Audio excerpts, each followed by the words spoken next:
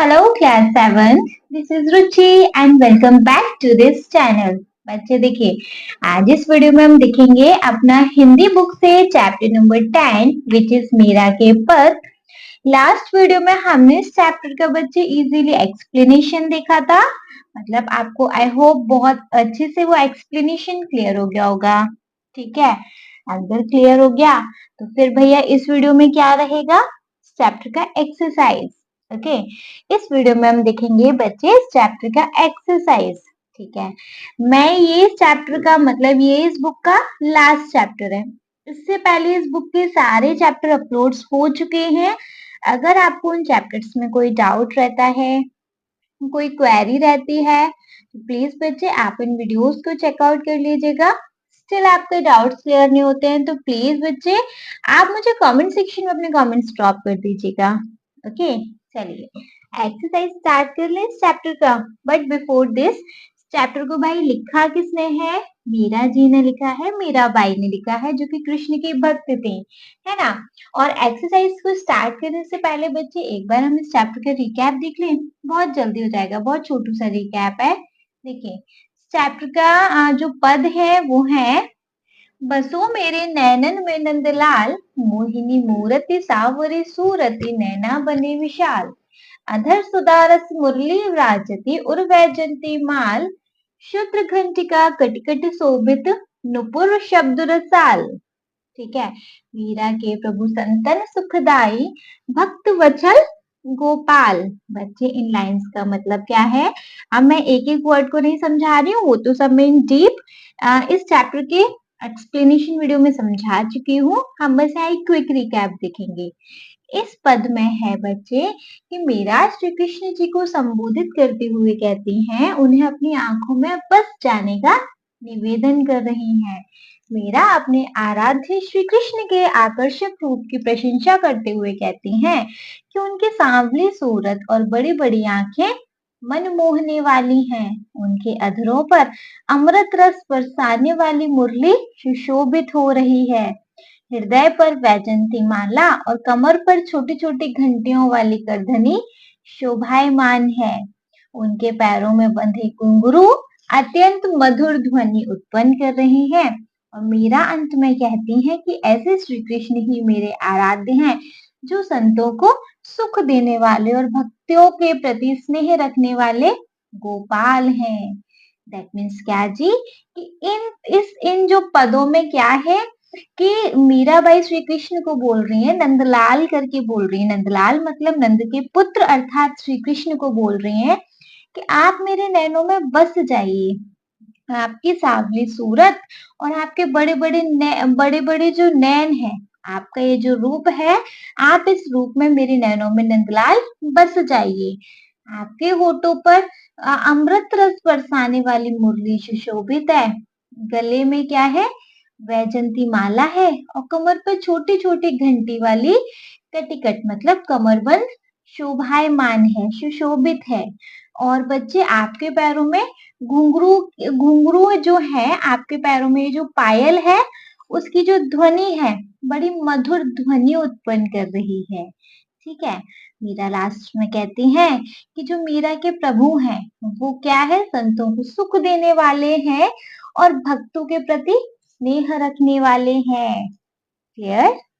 ये समझ आया? आया तो नेक्स्ट देखेंगे बच्चे। नेक्स्ट है, बरसे बदरिया सावन की मन भावन की, सावन में उमग्यो मेरो मनवा, भनक सुनी हरियावन की, उमड़ घुमड़ चहु दिशा से आया, दामिनी दम के हर झर लावन की, नन्ही नन्ही बूदन मेहा बरसे, शीतल पवन सुहावन की, मीरा के प्रभु गिरधर नागर, आनंद मंगल गावन की। दैट मीन्स व्हाट बच्चे? इन व्याख्या में क्या है जी? इसमें क्या है? मीराबाई यहाँ पे सावन के सुंदर सुहावनी घटाएं का वर्णन कर रही हैं, बता रही है कि सावन की सुंदर सुहावनी घटाएं बरसने लगी हैं। यह ऋतु मन को अत्यंत प्रसन्न करने वाली है।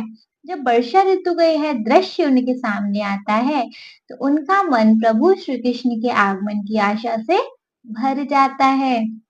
उन्हें ऐसा लगता है जैसे बादलों की गरज और बूंदों की रिमझिम में श्री कृष्ण के आने की आहट छुपी है।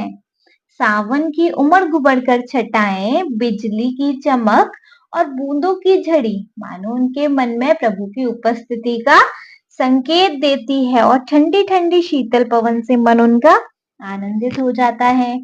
मीरा के अनुसार यह मौसम उनके प्रिय गिरधर गोपाल की स्मृति को और अधिक सजीव कर देता है, मतलब जिंदा कर देता है उनकी यादों को, जिससे वे आनंद और भक्ति में मग्न होकर प्रभु के मंगल गीत गाने लगती हैं। आया समझ? यहाँ क्या है बच्चे, यहाँ बता रही हैं वो सावन का वर्णन कर रही हैं, सावन के दृश्य का वर्णन कर रही हैं कि सावन की बदरिया बरसने लगी है, सावन की ऋतु आ गई है और यह जो मौसम है मन को भाने वाला मौसम है। इस मौसम में जो मीराबाई का मन है वो उमग गया है, मतलब उमंगों से भर गया है, आशा से भर गया है। क्यों? क्योंकि उनको ऐसा लग रहा है कि उनके हरि आने वाले हैं, उनके भगवान आने वाले हैं इस मौसम में। जब चारों दिशा से भाई जो मौसम है, बादल है, घुमड़ घुमड़ कर आ रहे हैं, है ना?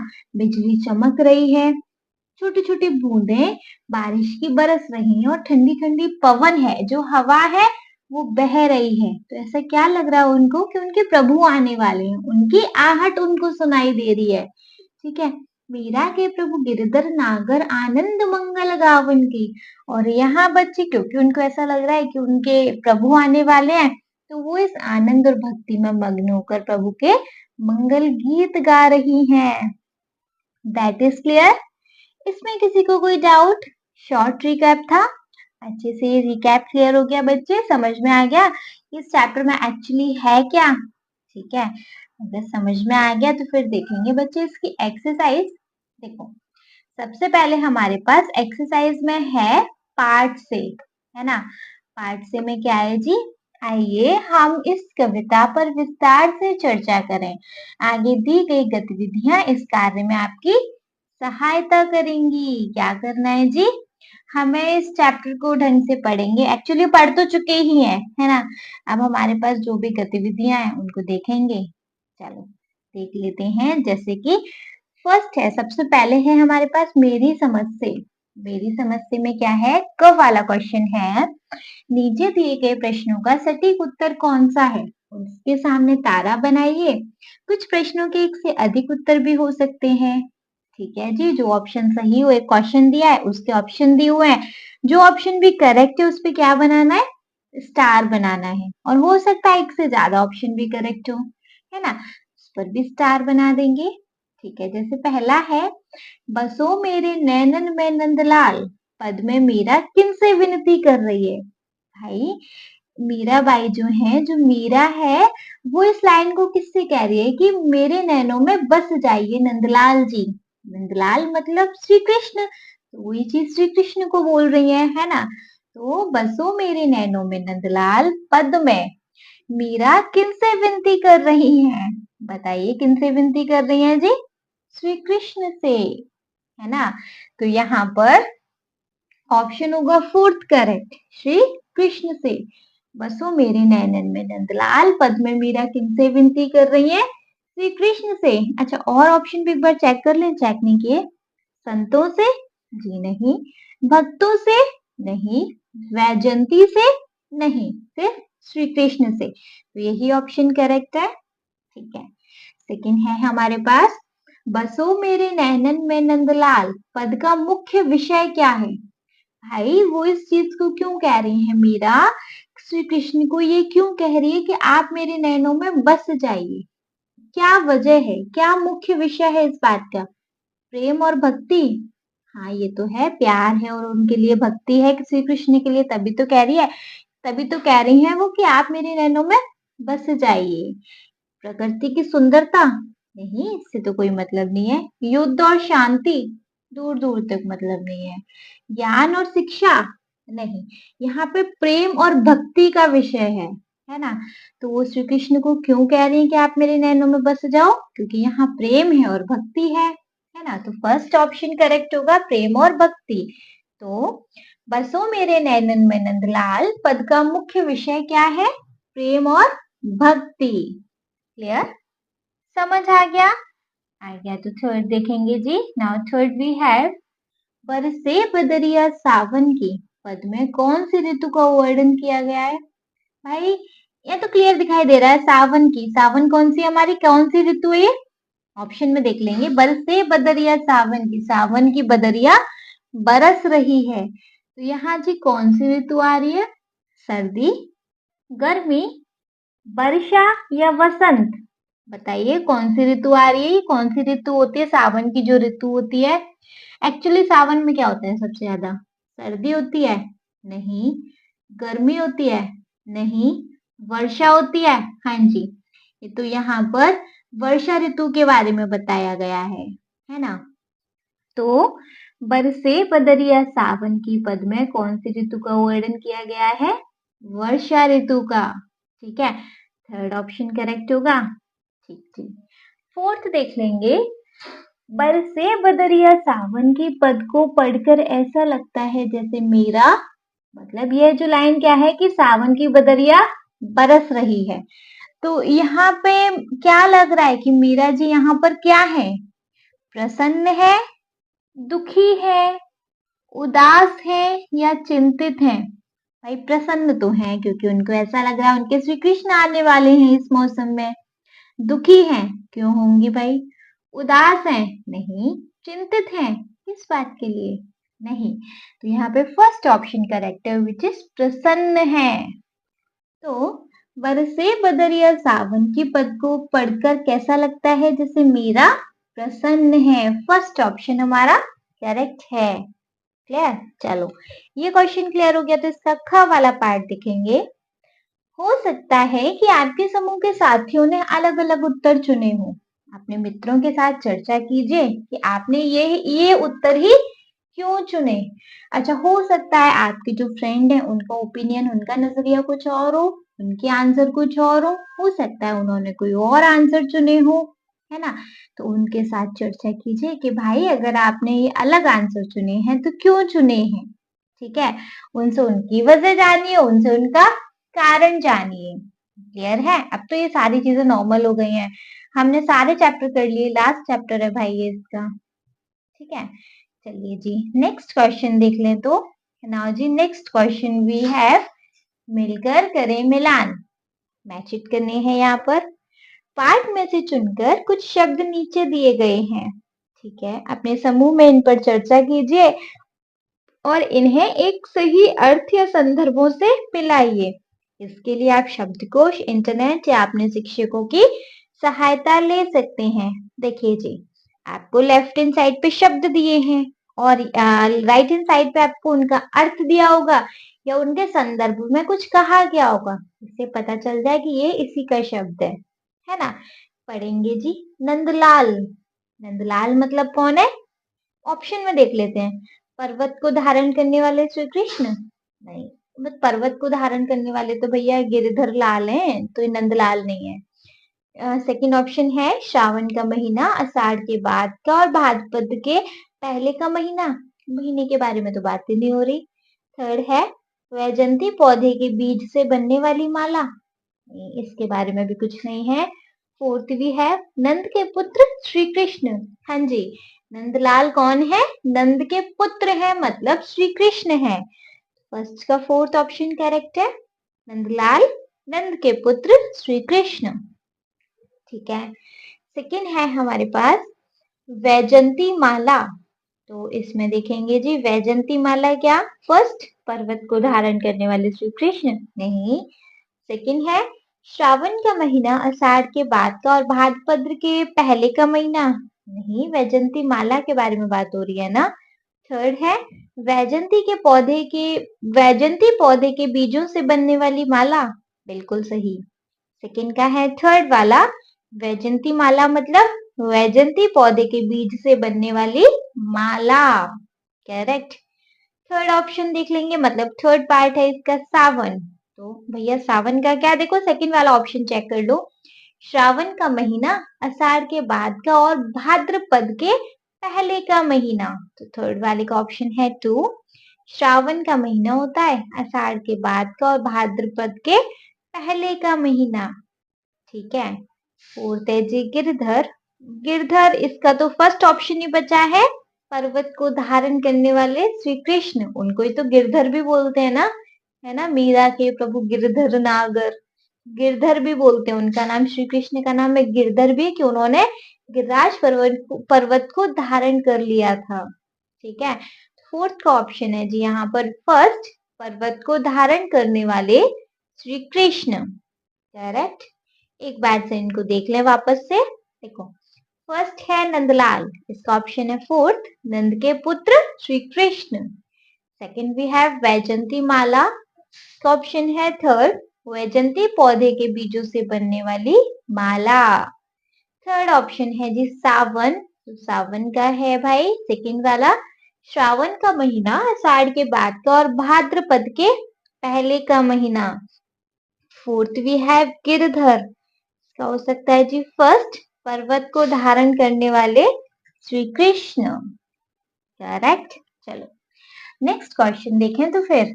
ठीक है, नेक्स्ट क्वेश्चन वी हैव पंक्तियों पर चर्चा। पंक्तियों पर चर्चा देखेंगे। पाठ में से चुनकर कुछ पंक्तियां नीचे दी गई हैं।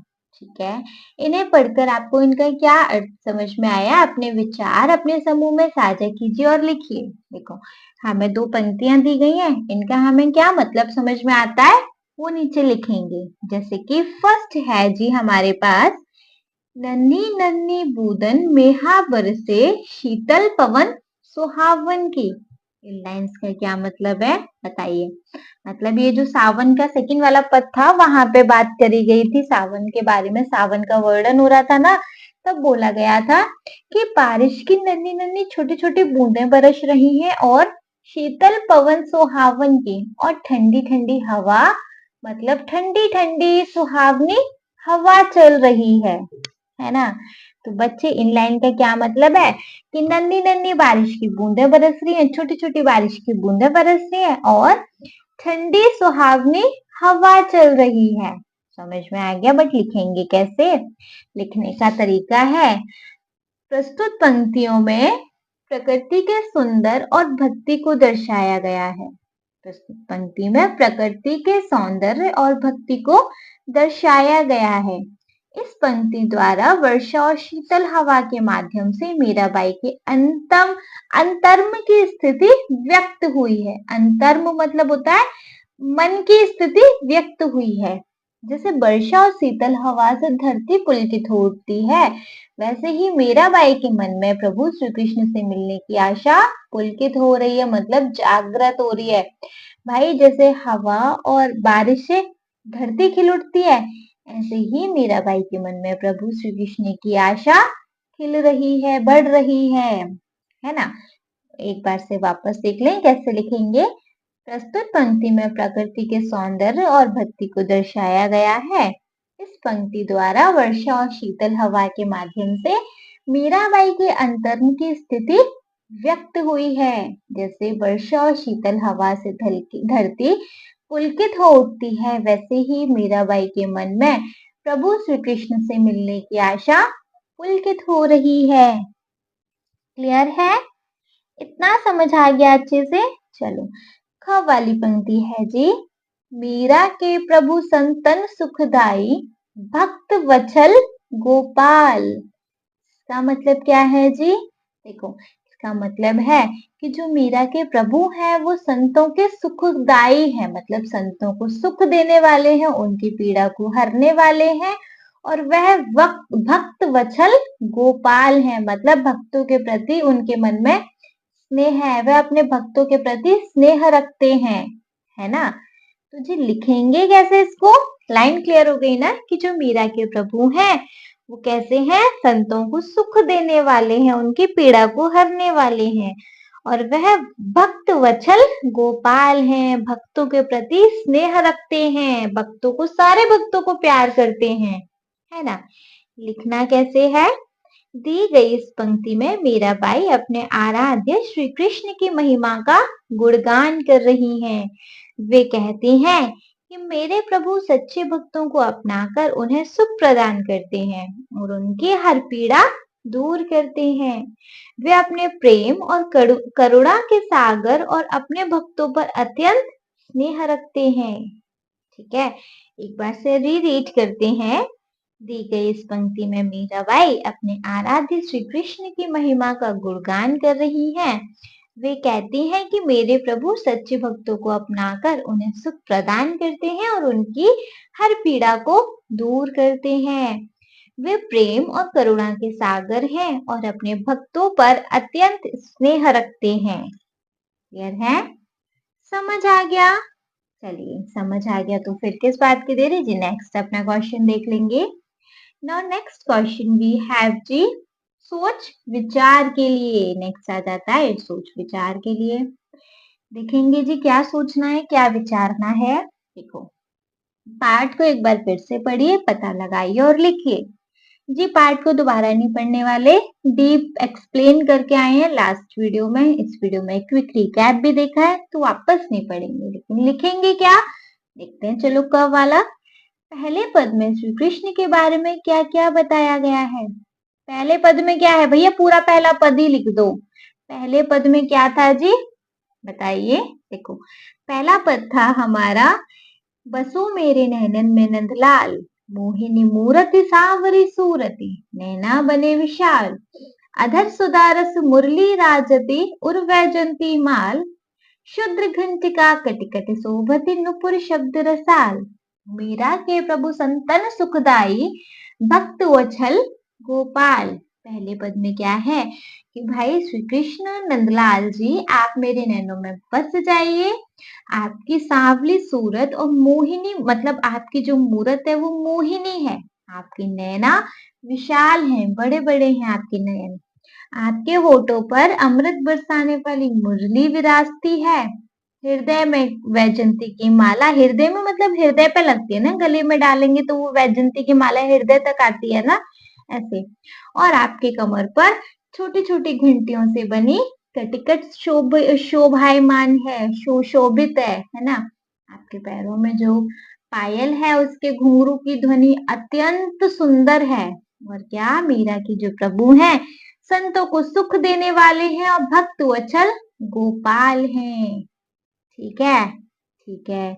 लिखना कैसे है जी, लिखना है मीरा के इस पद में उनके आराध्य श्री कृष्ण के रूप, गुण तथा भक्तों के प्रति उनके अनन्य स्नेह को अत्यंत सुंदर और भावपूर्ण तरीके से वर्णित किया गया है। उनका रूप मोहक तथा सूरत सांवली है। उनके नैन विशाल तथा करुणामयी है। उनके होठों पर अमृत बरसाने वाली मुरली सुशोभित है। हृदय पर वैजंती पौधे के बीजों की माला सज रही है, मतलब वैजंती माला सज रही है। उनकी कमर पर छोटी छोटी घंटियों वाली करधनी शोभायमान है तथा पैरों पर मन को मोहने वाली मधुर ध्वनि करने वाले घुंघरू बंधे हैं। वे भक्तों पर अपार प्रेम स्नेह रखने वाले मीरा के आराध्य प्रभु हैं। क्लियर? वापस से पढ़ें।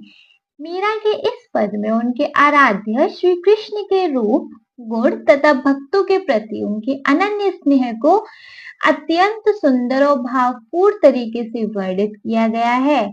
उनका रूप मोहक तथा सूरत सांवली है। उनके नेत्र विशाल तथा करुणामयी है। उनके होठों पर अमृत रस बरसाने वाली मुरली सुशोभित है। हृदय पर वैजंती पौधे के बीजों की माला सज रही है। उनकी कमर पर छोटी छोटी घंटियों वाली करधनी शोभायमान है तथा पैरों पर मन को मोहने वाली मधुर ध्वनि करने वाले घुंघरू बंधे हैं। वे भक्तों पर अपार स्नेह रखने वाले मीरा के आराध्य प्रभु हैं। क्लियर? एनी डाउट है बच्चे? नहीं है तो सेकंड देख लें। ख वाला, बच्चे ख वाला है, दूसरे पद में सावन के बारे में क्या क्या बताया गया है। भैया अब जो दूसरा पद है वो यहाँ पर लिखना है।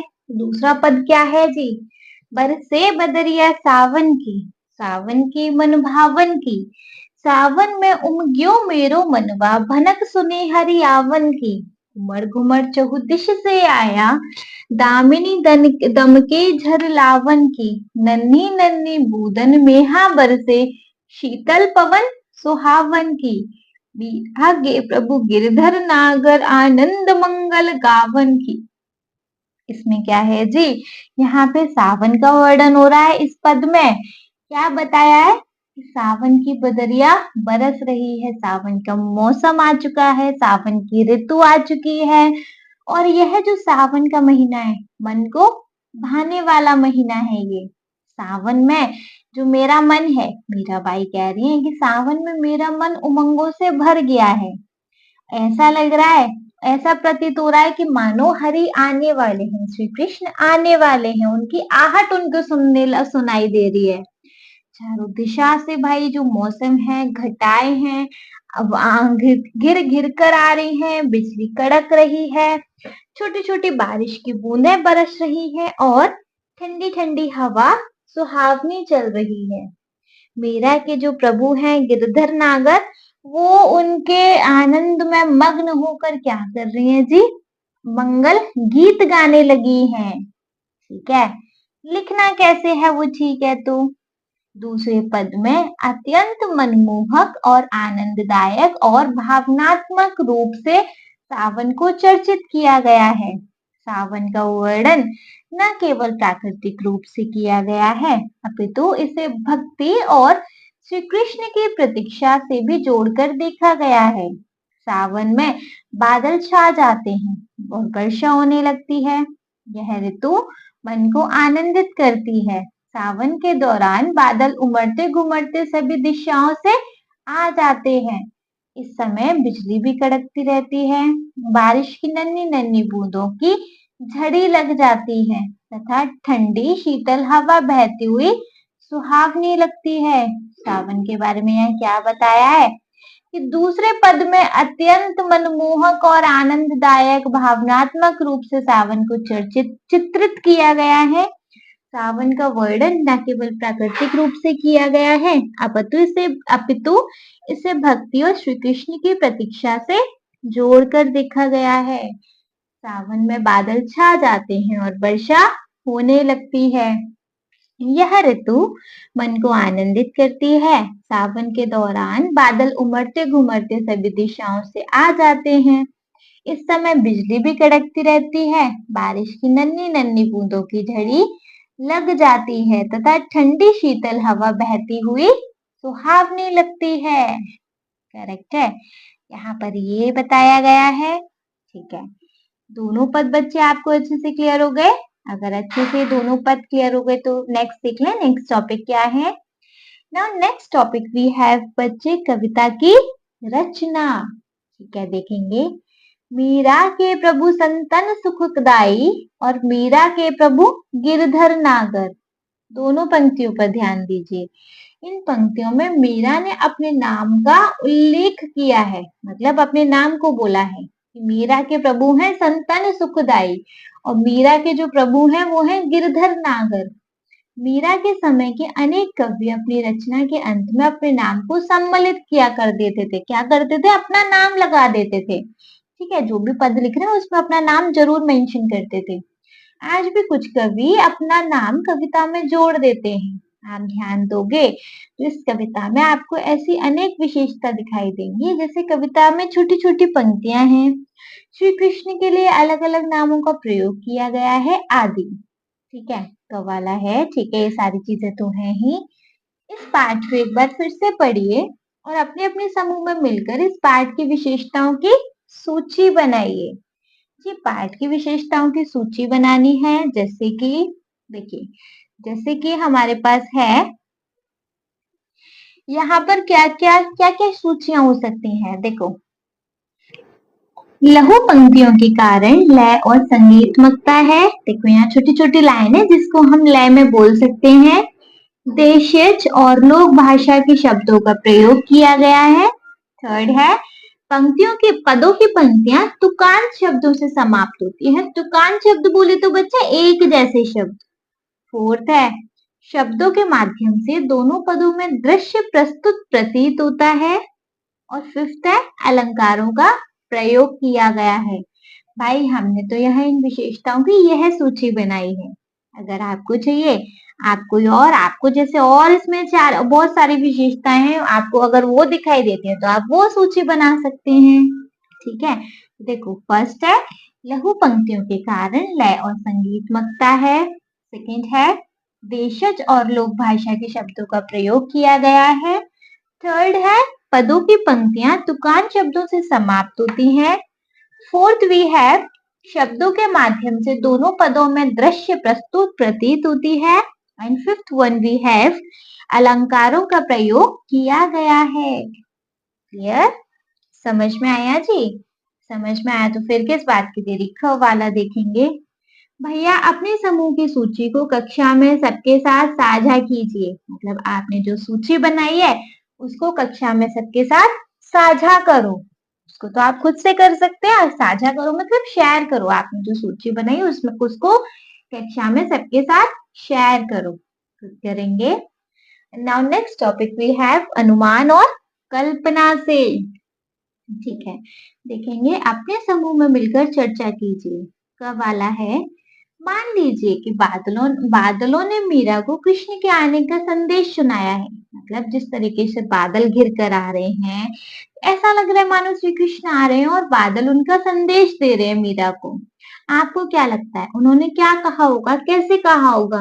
भैया इसको आप अपना इंटरेस्टिंग तरीके से बना सकते हैं और इसको आप खुद कर सकते हैं। जैसे बादल क्या कह रहे हैं मीरा से, बताइए।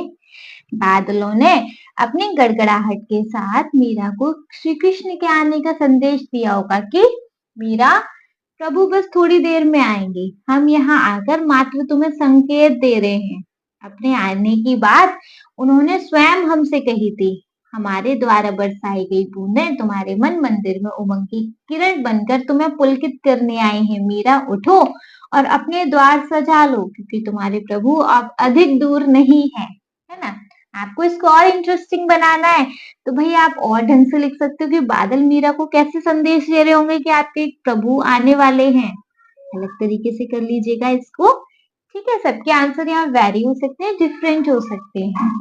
ठीक है, चलो ख वाला है, यदि आपको मीरा से बातचीत करने का अवसर मिल जाए तो आप उनसे क्या क्या कहेंगे और क्या क्या पूछेंगे? भैया अगर आपको मीराबाई मिल जाती हैं, अच्छा मैं बार बार यहाँ मीराबाई करके बोल रही हूँ क्योंकि मीरा का दूसरा नाम मतलब मीरा को मीराबाई भी बोलते हैं ना। ठीक है, तो देखो अगर आपको मीरा मिल जाती है और आपको उनसे बात करने का मौका मिल जाता है, क्या बात करोगे उनसे, क्या क्या पूछोगे? भैया खुद ही लिख लीजिएगा कि आप उनसे क्या कहेंगे, क्या पूछेंगे। ठीक है, चलिए सेकंड देख लें, तो मतलब नेक्स्ट टॉपिक देख लें। नेक्स्ट टॉपिक वी हैव शब्दों के रूप। अगले पृष्ठ पर शब्दों से जुड़ी कुछ गतिविधियां दी गई हैं। इन्हें करने के लिए आप शब्दकोश, अपने शिक्षकों और साथियों की सहायता भी ले सकते हैं। ओके, जैसे क वाला है, मोहिनी मूरति सावरी सूरति नैना बने विशाल। इस पंक्ति में सावरी शब्द आया है। किस स्थान पर अधिकतर सावली शब्द का प्रयोग किया जाता है? मतलब यहाँ पर सावरी लिखा है लेकिन ज्यादातर हम लोग क्या बोलते हैं, सावली, है ना? इस पद में ऐसे कुछ और शब्द हैं जिन्हें आप कुछ अलग रूप से लिखते हैं और बोलते होंगे। नीचे ऐसे ही कुछ अन्य शब्द दिए गए हैं जिन्हें आप जिस जिस रूप में बोलते हैं उस तरीके से लिखिए। नैनन, आप जिस नैनन को क्या बोलते हैं? नैनन को आप क्या बोलते हैं? क्या बोलते हैं बताइए? नेत्र बोलते हैं, नयन बोलते हैं, है ना? मेरा मनवा, इसको क्या बोलते हैं? आप ऐसा बोलोगे आज मेरा मनवा ना ये खाने का कर रहा है। क्या बोलोगे? आज मेरा मन यह खाने को कर रहा है। तो मेरा मन, मेरा मनवा को क्या बोलोगे? मेरा मन। सुशोभित नहीं, शोभित, शोभित को आप क्या बोलोगे? शोभित। क्लियर? शोभित नहीं बोलते हो, शोभित बोलते हो।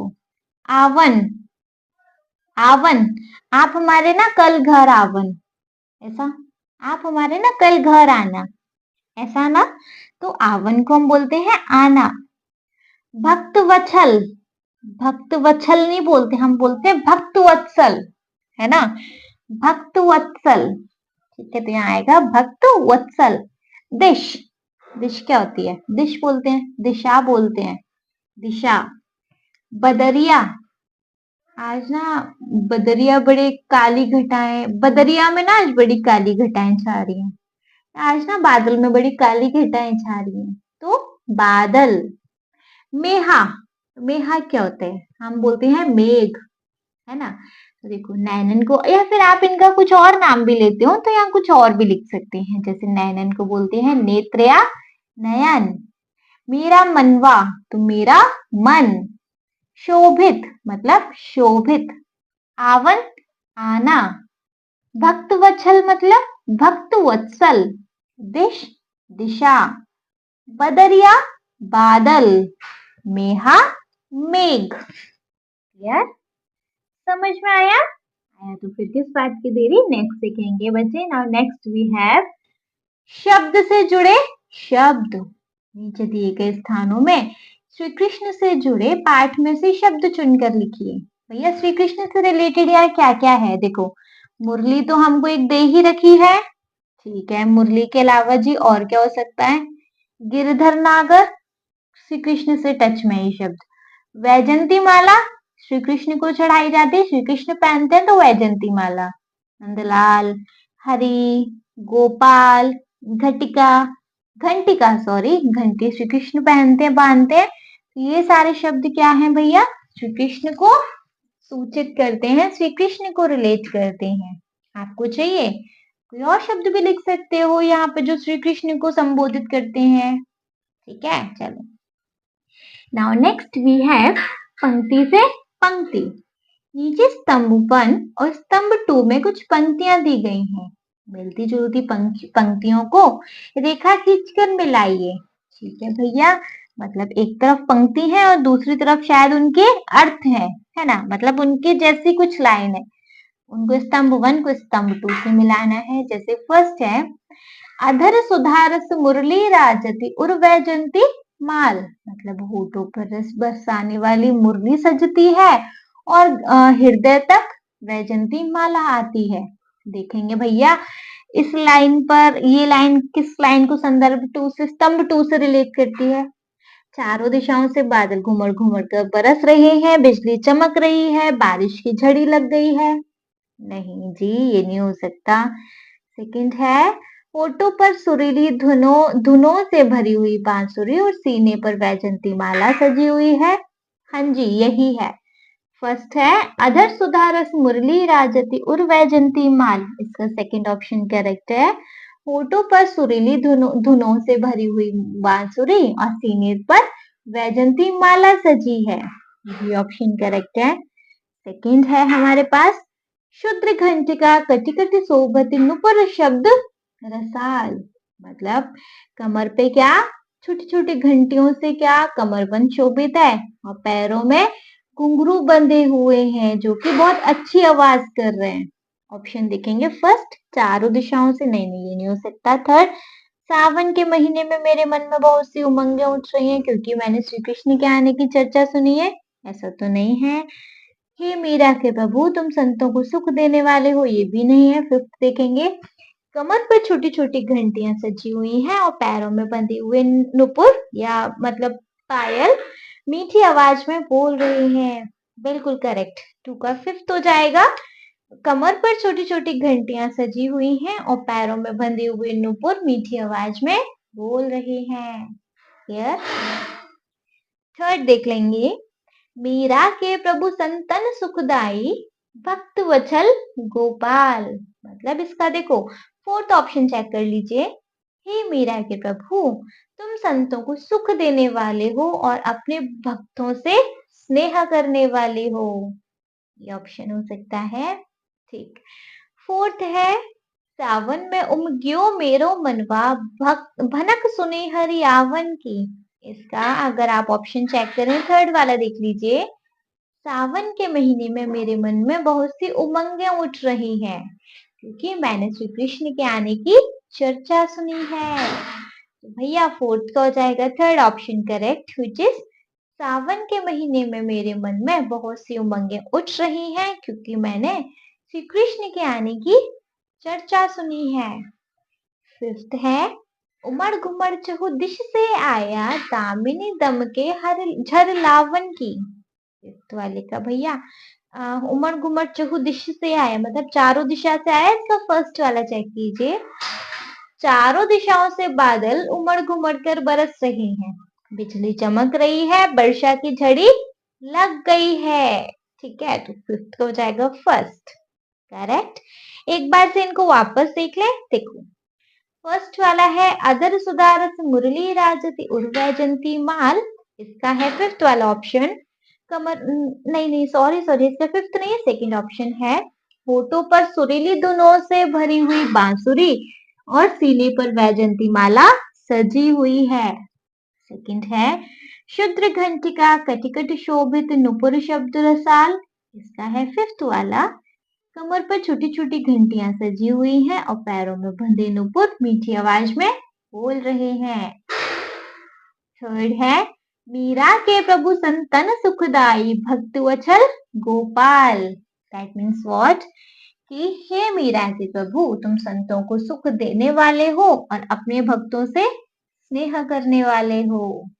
फोर्थ है सामन में उमग्यो मेरो मनवा भनक सुनी हरि आवन की। दैट मीन्स सावन के महीने में मेरे मन में बहुत सी उमंगे उठ रही हैं क्योंकि मैंने श्री कृष्ण के आने की चर्चा सुनी है। ठीक है। फिफ्थ है उमड़ घुमड़ चुहु दिश से आया, दामिनी दमके झर लावन की। दैट मीन्स फर्स्ट ऑप्शन देखिए, स्तंभ 2 का चारों दिशाओं से बादल उमड़ घुमड़ कर बरस रहे हैं, बिजली चमक रही है और वर्षा की झड़ी लग गई है। क्लियर? समझ में आ गया ये क्वेश्चन? आ गया तो फिर किस बात की देरी, नेक्स्ट देख लेंगे। बच्चे नेक्स्ट क्वेश्चन है कविता का सौंदर्य। बरसे बदरिया सावन की। पंक्ति में रेखांकित शब्द पर ध्यान दीजिए। क्या आपको कोई विशेष बात दिखाई दी? बरसे बदरिया। इस पंक्ति में बरसे और बदरिया दोनों शब्द साथ साथ आए हैं। दोनों व वर्ड से शुरू हो रहे हैं। ब और ब बकरी वाले शब्द से दोनों शब्द शुरू हो रहे हैं। दूसरे शब्दों में कहें तो इस पंक्ति में ब वर्ड की आवृत्ति हो रही है। कारण यह पंक्ति और भी अधिक सुंदर बन गई है। पाठ में से इस प्रकार के अन्य उदाहरण ढूंढ कर लिखिए।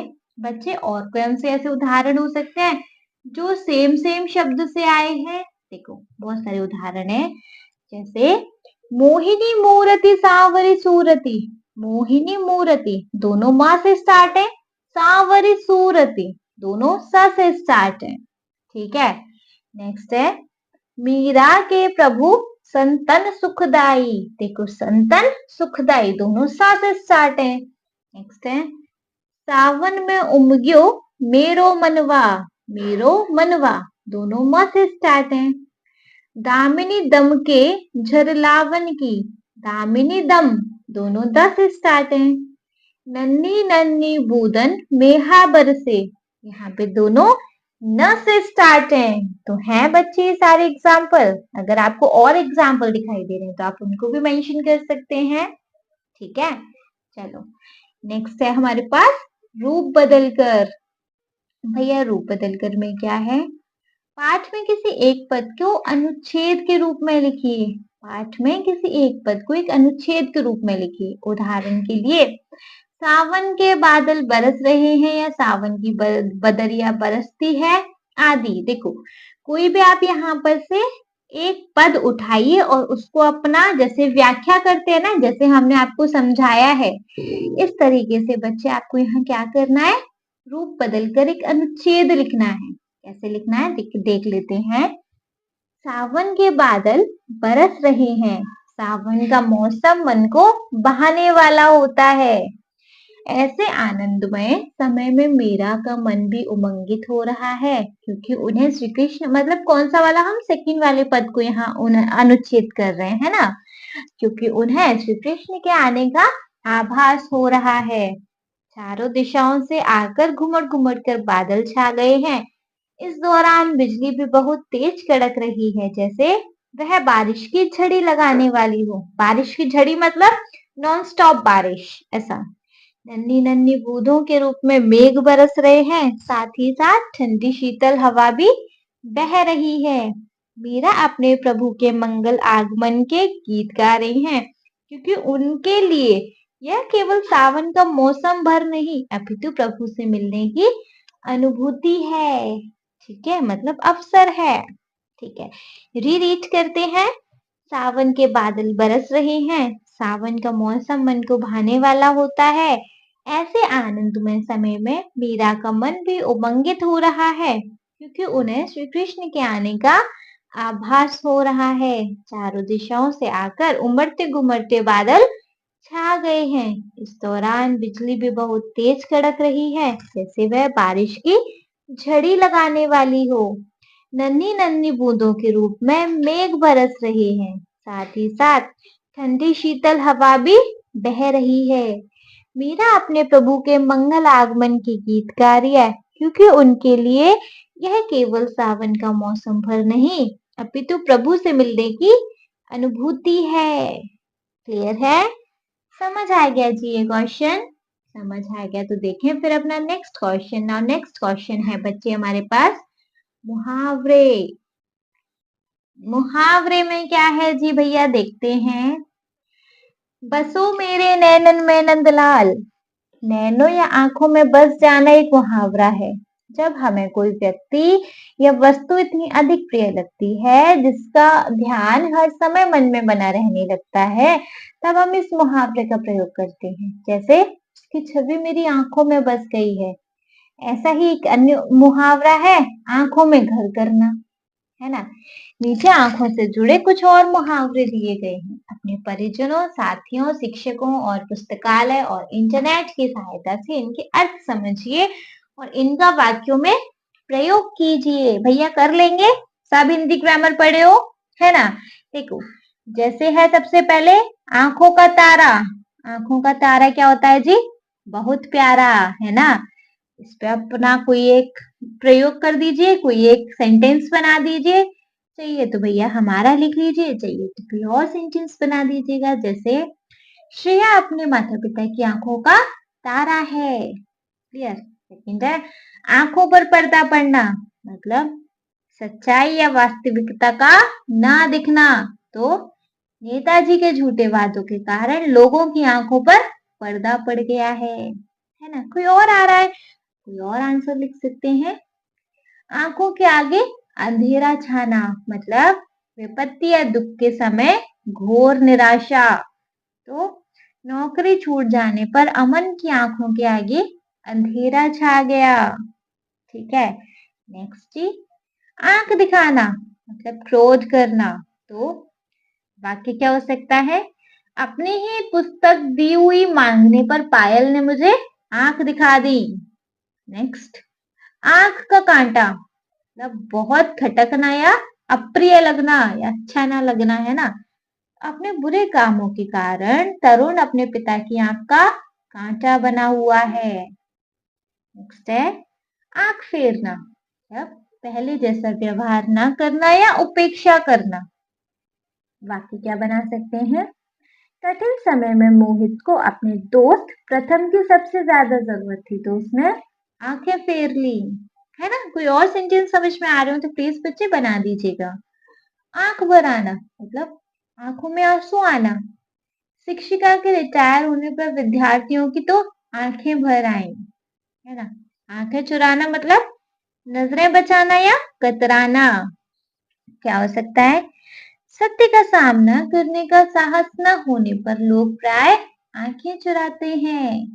नाइन्थ वी हैव आंखों से उतरना, मतलब किसी का पहले जैसा मान सम्मान न रह जाना। तो जो पड़ोसी कभी हमारे आदर्श हुआ करते थे, वे आज नेता बनकर सबकी आंखों से उतर गए हैं। ठीक है, आंखों में खटकना मतलब किसी का अप्रिय लगना। क्या वाक्य बना सकते हैं? जब से रिया को अध्यापिका ने कक्षा में सराहा है ना, तब से वह प्रांजल की आंखों में खटक रही है। क्लियर? समझ आया जी? आया तो फिर किस बात की देरी, फिर देखेंगे अपना next question. Now next question है बच्चे, नेक्स्ट क्वेश्चन है सबकी प्रस्तुति। सबकी प्रस्तुति में क्या है? पाठ में किसी एक पद को चुनकर अपने समूह के साथ मिलकर अलग अलग तरीके से कक्षा के सामने प्रस्तुत कीजिए। उदाहरण के लिए गायन करना, किसी एक पद को भैया गा दीजिए क्लास में सबके आगे। सेकंड है भाव नृत्य प्रस्तुति करना, नृत्य करके दिखा दीजिए। थर्ड है कविता पाठ करना आदि, कविता का पाठ कर दीजिए, पढ़ के सुना दीजिए। ठीक है, या और भी तरीके से आप इन पदों को क्या कर सकते हैं, प्रस्तुत कर सकते हैं अपनी क्लास में। खुद से कर लेंगे इसको। ठीक है, नेक्स्ट है जी हमारे पास पाठ से आगे। पाठ से आगे में देखेंगे क्या है, आपकी बात। क वाला है बरसे बदरिया सावन की, भैया सावन की बदरिया बरस रही है। फर्स्ट वाला क्वेश्चन है, इस पद में सावन का सुंदर चित्रण किया गया है। जब आपके गांव या नगर में सावन आता है तो मौसम में क्या क्या परिवर्तन आते हैं, वर्णन कीजिए। भैया जब आपके गांव या नगर में सावन का मौसम आता है तो कैसा मौसम हो जाता है, खुद से बता सकते हैं। सावन के मौसम कैसा हो जाता है, खुद करेंगे। सेकंड है सावन के ऋतु में किस किस प्रकार की ध्वनियां सुनाई देती हैं। भैया देखो बहुत सारे तो पक्षियों की आवाजें सुनाई दी जाती हैं। इन ध्वनियों को सुनकर आपके मन में कौन कौन सी भावनाएं उठती हैं, कैसी भावना उठती हैं, खुशी की, आनंद आनंद की। आप कैसा अनुभव करते हो, अच्छा अनुभव करते हैं। मतलब जैसा भी अनुभव करते हो अपने अनुभवों के आधार पर बताइए। जैसे उदाहरण के लिए बिजली कड़कने की या बूंदों की टपकने की ध्वनिया, मोर की ध्वनिया। भैया बहुत सारी चीजें ऐसी हैं जो सावन में सुनाई देती हैं। आपको कैसी कैसी फीलिंग आती है, आपको कैसा मन करता है, खुद करेंगे इसको। थर्ड है वर्षा ऋतु में आपको कौन कौन सी गतिविधियां करने या खेल खेलने में आनंद आता है। भैया बारिश में आपको क्या क्या, बारिश वाले मौसम में आपको क्या क्या करने का मन करता है। देखो जैसे ना वो पेपर बोट बना के वो पानी में तैराना, कौन कौन से खेल होते हैं जो आपको बारिश के मौसम में खेलना पसंद है, खुद ही करेंगे इसको। नेक्स्ट है फोर्थ, सावन के महीने में हमारे देश में अनेक त्योहार मनाए जाते हैं। आपके घर परिसर या गांव में सावन में कौन कौन से त्योहार मनाए जाते हैं, किसी एक के विषय में अपने अनुभव से बताइए। बताइए, सावन के महीने में रक्षाबंधन ही आता है, हरियाली तीज आती है ना। किसी एक के बारे में अपने अनुभव बता देंगे। ठीक है, खुद कर लेंगे। चलो, ख है जी हमारे पास बसो मेरे नैनन में नंदलाल। इस पद में मीरा श्री कृष्ण को संतों को सुख देने वाला और भक्तों का पालन करने वाला कहती हैं, है ना। इस पूरे पद में क्या रही है ना, भक्तों के प्रभु संतन सुखदाई, है ना, भक्त वत्सल गोपाल, तो भक्तों का पालन करने वाला कह रही है और संतों को सुख देने वाला कह रही है कृष्ण को। फर्स्ट है, क्या आपके जीवन में कोई ऐसा व्यक्ति है जो सदैव आपकी सहायता करता है, आपको आनंदित करता है, विस्तार से बताइए। आपकी लाइफ में कोई ऐसा पर्सन है जो आपको हमेशा खुश रखता हो, आपकी हमेशा हेल्प करता हो, है तो उसके बारे में विस्तार से ढंग से बताइए। ठीक है, खुद करेंगे। सेकंड वी हैव, कवित्री ने पाठ में नुपुर और शुद्र घंटिका जैसे उदाहरणों का प्रयोग किया है। किसी का वर्णन करने के लिए हम केवल बड़ी बड़ी ही नहीं बल्कि उसमें छोटी छोटी बातें भी बता सकते हैं। क्या आप भी अपने आसपास के किसी व्यक्ति या वस्तु का वर्णन करते हुए उसमें जुड़ी छोटी छोटी बातों पर ध्यान दीजिए और उन्हें लिखिए। भैया आपके आसपास कोई छोटी छोटी सी वस्तु है या उसके बारे में, कि कोई व्यक्ति है उसके बारे में छोटी छोटी बातें अगर आपने ध्यान की हो, नोटिस की हो, तो उनको लिखना है। कर सकते हैं, very good, do it yourself. चलिए, नेक्स्ट टॉपिक वी हैव विशेषताएं। मोहिनी मूर्ति सांवरी सूरती नैना बने विशाल। या इसमें क वाला है, मतलब इस लाइन का मतलब समझ में आ गया ना। सांवली सूरत, वो मन को मोहने वाली मूरत है और उनके नैना विशाल हैं, श्री कृष्ण के बारे में है। इस पंक्ति में कवित्री ने श्री कृष्ण को मोहिनी मूरत, सांवरी सूरत और विशाल नैनों की बात की है। आपको श्री कृष्ण की कौन कौन सी बातों ने सबसे अधिक आकर्षित किया है। भैया आपको श्री कृष्ण की ऐसी कौन सी बात लगती है जो सबसे आकर्षित करती है। जैसे मुझे श्री कृष्ण की जिन बातों ने सबसे अधिक आकर्षित किया है वे उनके होठों पे सुशोभित अमृत रस बरसाने वाली मुरली है, हृदय पर सजी वैजंती माला के बीजों की माला है ना, उनके पैरों के नुपुरों की ध्वनि है और संत एवं भक्तों को स्नेह प्रदान करने वाले उनका निर्मल हृदय है। भाई मुझे उनकी ये बातों ने अधिक आकर्षित किया है। आपको कुछ और समझ में आ रही है, आप लिख दीजिएगा। तो मुझे श्री कृष्ण की जिन बातों ने सबसे अधिक आकर्षित किया है वे हैं उनके होठों पर सुशोभित अमृत रस बरसाने वाली मुरली, हृदय पर सजी वैजंती पौधे के बीजों की माला, और क्या, उनके पैरों के नुपुरों की ध्वनि तथा संतों एवं अपने भक्तों को स्नेह प्रदान करने वाला उनका विशाल हृदय। ख है, किसी व्यक्ति या वस्तु कौन सा गुण आपको सबसे अधिक आकर्षित करता है? अपने जीवन से जुड़ी किसी व्यक्ति या वस्तु के उदाहरण से बताइए। भैया आपको किसी व्यक्ति या वस्तु की कोई अच्छा गुण, अच्छी क्वालिटी जो आपको आकर्षित करती है, खुद बताएंगे इसको तो, है ना। ग है, हम सबकी कुछ विशेषताएं बाह्य तो कुछ आंतरिक होती है, मतलब हम सबके अंदर कुछ क्वालिटी होती है, कुछ बाहरी होती है, कुछ अंदर होती है। बाह्य विशेषताएं तो हमें दिखाई दे जाती हैं, लेकिन आंतरिक विशेषताएं व्यक्ति के व्यवहार से पता चलती हैं। आप अपनी दोनों प्रकार की विशेषताओं के दो दो उदाहरण दीजिए।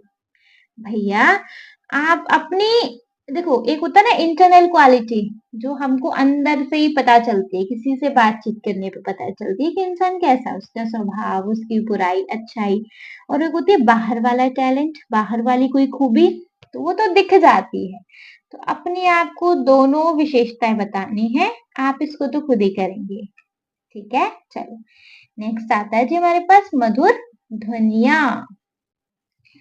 अधर सुधारस मुरली राजति उर्वैजंती माल, शुद्र घंटिका कटि कटि शोभित नुपुर शब्द रसाल। देखो दो पंक्ति हमारे पास कि श्री कृष्ण के होठों पर सुधा बरसाने वाली मुरली शोभित है, उनके हृदय पर वैजंती माला सुशोभित है, कमर पर छोटी घंटियां शोभित है और पैरों में नुपुर की ध्वनि कितनी सुंदर है। इन पंक्तियों में तीन ऐसी वस्तुओं के नाम आए हैं जिनसे मधुर ध्वनि उत्पन्न होती है, जैसे बांसुरी, मधुर ध्वनि उत्पन्न हो रही है। शुद्र घंटिका, छोटी घंटी, मधुर ध्वनि आती हो। नुपुर मतलब पायल, उससे भी मधुर ध्वनि आती है। उन वस्तुओं के नाम पहचानिए और उनको नीचे रेखांकित कीजिए। तो कर सकते हैं मुरली, घंटिका और नुपुर।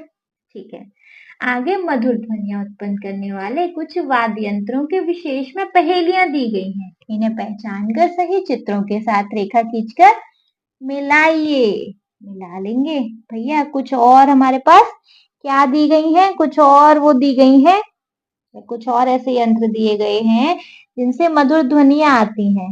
मिला लेंगे उनको देखकर। ठीक है, करेंगे तो देखिए जी, जैसे पहला है, हवा से बोलती है, सुर में गीत सुनाती है, होठों से छू जाए तो मन को लुभाती है। होठों से कौन सा ऐसा वाद्य यंत्र है जिससे मधुर आवाज निकलती है? कोई ऑप्शन दिख रहा है आपको? एक ढोलक है, एक बांसुरी है। बांसुरी है जी ये, है ना। ठीक है, दो साथियों का जोड़ा हाथों से है बजता, ताल मिलाए ताल से हर संगत में सजता। दो साथियों का जोड़ा तबला, करेक्ट।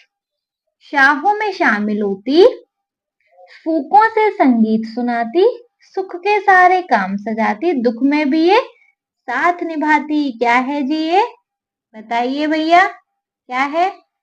भैया ये है हमारी, क्या बोलते हैं इसको बच्चे, वो है, वो क्या बोलते हैं, शहनाई, है ना। सुख में भी काम आती है, दुख में भी काम आती है, तो शहनाई। तारों में छिपा संगीत, माँ सरस्वती का गहना वीणा, है ना।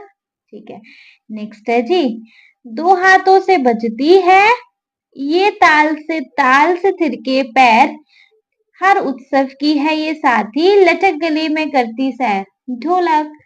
ठीक है, नागिन सी लहराती है, नागिन सी लहराती है जो बड़ी खास आवाज है, जिसकी तीन तीन रंगीन हीन से मिली जुली पहचान है इसकी। कौन, क्या बोलते हैं इसको, बीन। ठीक है, नेक्स्ट है, 100 तारों का जादू, डंडियों से जो गाए, कश्मीर की वादियों जैसा मधुर संगीत लाए। बच्चे क्या है, सारंगी।